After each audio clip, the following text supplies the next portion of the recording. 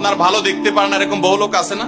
এই হিংসা করলে অনেক সময় বদনজর লাগে, বদনজর। আপনার ভালো কিছু হতে আরেকজনের জ্বালা পড়া শুরু হয়েছে, এর কারণে অনেক সময় মানুষ ক্ষতিগ্রস্ত হয়। বহুবার এই সূরা পড়ে তৎক্ষণাৎ একেবারে পড়ার সাথে সাথে আমি কার্যকরিতা আমার চোখে বহুবার দেখেছি, আলহামদুলিল্লাহ। নবী সাল্লাল্লাহু আলাইহি ওয়াসাল্লাম এক সাহাবীকে বলেছেন, তুমি কি জানো আজকে রাতে যে দুইটা সূরা আমার প্রতি নাজিল হয়েছে, যে আয়াতগুলো নাজিল হয়েছে, এইরকম আয়াত কোরআনে আরেকটা নাজিল হয় নাই।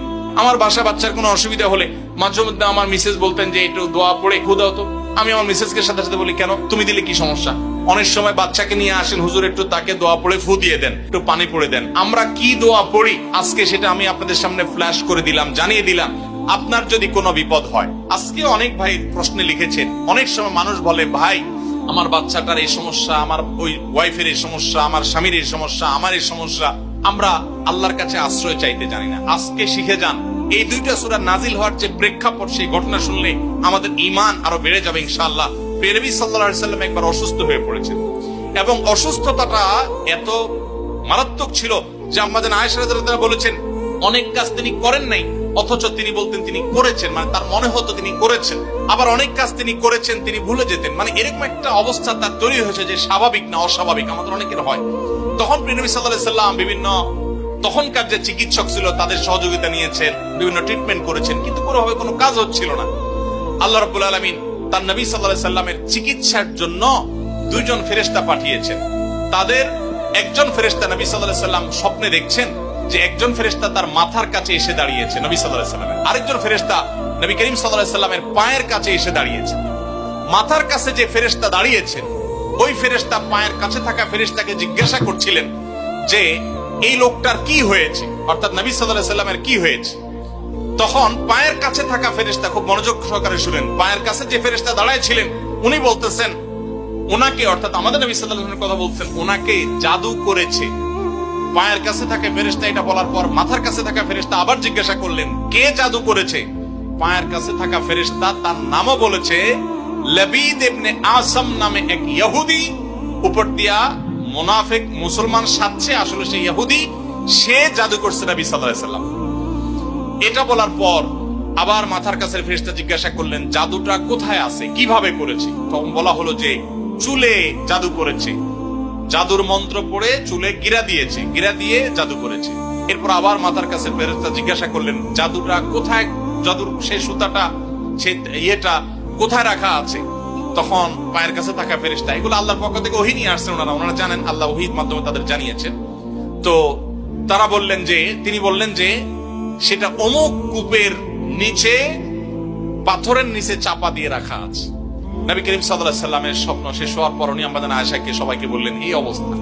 এরপর তিনি সেই সুতা তুলে আনলেন, সুতা তুলে এনে সেটা যখন ধ্বংস করলেন, গিরা খোলার ব্যবস্থা করলেন, সেই চুল, তখন দেখা গেল নবী সাল্লাল্লাহু আলাইহি ওয়াসাল্লামকে আল্লাহ তাআলা অলৌকিক ভাবে সাথে সাথে সুস্থ করে দিয়েছে।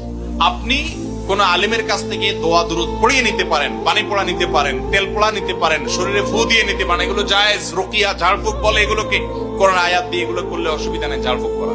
কিন্তু আপনারা যারা এখানে আছেন সবাই এই আমলটা করতে পারেন। সেটা কি? সূরা ফালাক এবং সূরা নাস আপনারা ঠিকমতো পড়বেন। দেখেন আপনার বাচ্চার কোনো অসুবিধা হয়েছে, আপনি নিজে পড়বেন। কোনো হুজুরি দিয়ে করাতে পারলে ভালো। রাত 10টা বাজে বাচ্চা হঠাৎ কান্নাকাটি শুরু করছে, অস্বাভাবিক, আপনার কাছে মনে হচ্ছে অস্বাভাবিক কিছু, তো আপনি সূরা ইখলাস, সূরা ফালাক, সূরা নাস 3 বার পড়ে বাচ্চাকে ফু দেন। যদি আল্লাহর প্রতি ইয়াকিন থাকে আপনার, আল্লাহর শপথ করে বলছি, আমি নিজে আমার জীবনে বহুবার এই 3 সূরা পড়ে তৎক্ষণাৎ একেবারে পড়ার সাথে সাথে আমি কার্যকরিতা আমার চোখে বহুবার দেখেছি, আলহামদুলিল্লাহ। অতএব আপনি যদি ইয়াকিনের সাথে সূরা ফালাক, সূরা নাস, বিশেষ করে এই দুইটা সূরা আর সূরা ইখলাস সহ পড়তে পারলে আরো ভালো, তিনটা সূরা যদি আপনি পড়ে বাচ্চাকে ফু দেন, নিজের শরীরে ফু দেন। নবী করিম সাল্লাল্লাহু আলাইহি ওয়াসাল্লাম সূরা ফালাক, সূরা নাস এই দুইটা সূরা পড়ে নিজের শরীরে প্রায় ফু দিতেন, আমাদের আয়েশা রাদিয়াল্লাহু আনহা বর্ণনা করেছেন। এই জন্য এই দুইটা সূরা আমাদের পড়া উচিত। সেই সাথে নবী সাল্লাল্লাহু আলাইহি ওয়াসাল্লাম এক সাহাবীকে বলেছেন, তুমি কি জানো আজকে রাতে যে দুইটা সূরা আমার প্রতি নাজিল হয়েছে, যে আয়াতগুলো নাজিল হয়েছে, এইরকম আয়াত কোরআনে আরেকটা নাজিল হয় নাই।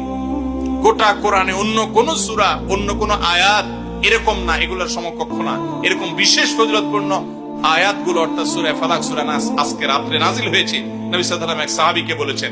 এবং নবী সাল্লাল্লাহু আলাইহি ওয়াসাল্লাম মাঝে মধ্যে এই সূরাগুলো দিয়ে ইমামতি করতেন, নামাজে পাঠ করতেন। আমাদের আয়েশা বলেছেন, তিনি এগুলো পড়ে নিজের প্রতি নিজে ফু দিতেন, নিজেকে রক্ষা করার চেষ্টা করতেন। এই জন্য এই সূরাকে বলা হয় সূরা ফালাক, সূরা নাসকে বলা হয় মুআওয়াযাতান। যেই কোনো সুবিধায় ইয়াকিন পরিপূর্ণভাবে রেখে আপনার সাধারণ অসুস্থতা হলে অবশ্যই আপনি ট্রিটমেন্ট গ্রহণ করবেন। নবী সাল্লাল্লাহু আলাইহি ওয়াসাল্লাম নির্দেশ করেছেন, তাদাও, তোমরা চিকিৎসা গ্রহণ করো, অসুখ হলে ডাক্তারের কাছে যাও, চিকিৎসা গ্রহণ করো। ফাইনাল্লাহা মা খালাকা দাআন ইল্লা খালাকা লাহু দাওয়া। আল্লাহ এমন কোন রোগ সৃষ্টি করেন নাই যে রোগের প্রতিষেধক বা ঔষধ সৃষ্টি করেন নাই, সেটা তোমরা করো।